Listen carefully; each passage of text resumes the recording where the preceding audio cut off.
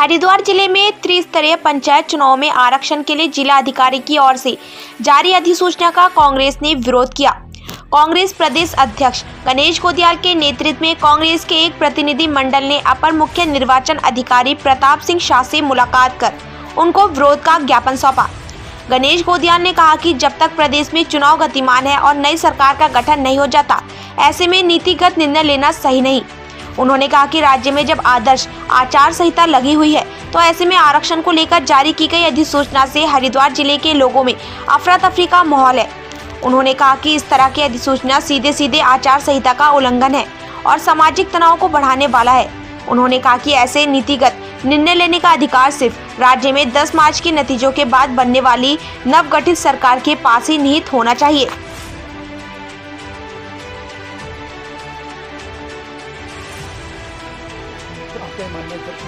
सरकार से प्रभावित है वहाँ पर जो प्रशासक के तौर पर डीएम है, या अगर वो इस प्रक्रिया को आगे बढ़ा रहे हैं तो और क्या समझा जाए।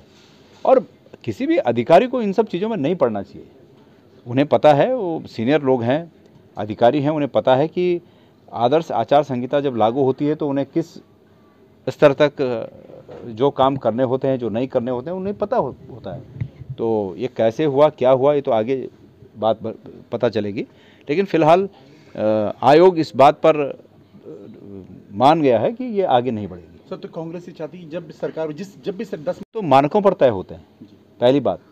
लेकिन नियम के विरुद्ध है कि अभी प्रदेश में चुनाव गतिमान है और ऐसे में ये बात उठा देना, ये अपने आप में तर्क संगत नहीं है और ठीक भी नहीं है। तो 10 मार्च तक का इंतजार करना चाहिए, जो नई सरकार आएगी और वो सरकार फिर निर्णय लेगी कि आगे क्या करना है। सर, एक शिकायत मैंने पौड़ी में भी मैंने पौड़ी में जिलाधिकारी को बार बार ये बात कही कि एक अभ्यर्थी के रूप में सभी अभ्यर्थी, जब मैं भी हूँ और कोई हमारे अन्य लोग भी हैं, अभ्यर्थी हैं, वो इस बात से संतुष्ट होना चाहते हैं कि जो दिव्यांगजन, अशक्त जन और जो ऐसे मतपत्र हैं, वो सही व्यक्ति द्वारा ही वो वोट डाले जाएं। हम आशंकित हैं इस बात से और उनके जवाब से भी हम संतुष्ट नहीं हैं। उन्होंने कोई संतोषजनक जवाब हमें नहीं पहुंचाया।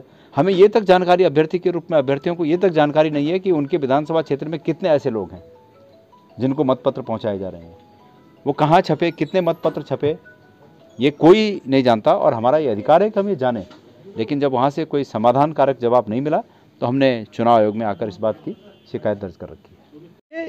आदर्श आचार संहिता जब प्रदेश में लागू हो, ऐसे में जिलाधिकारी द्वारा ये प्रक्रिया प्रारंभ करने की सोचना भी मैं समझता हूँ कि ये खुला उल्लंघन है।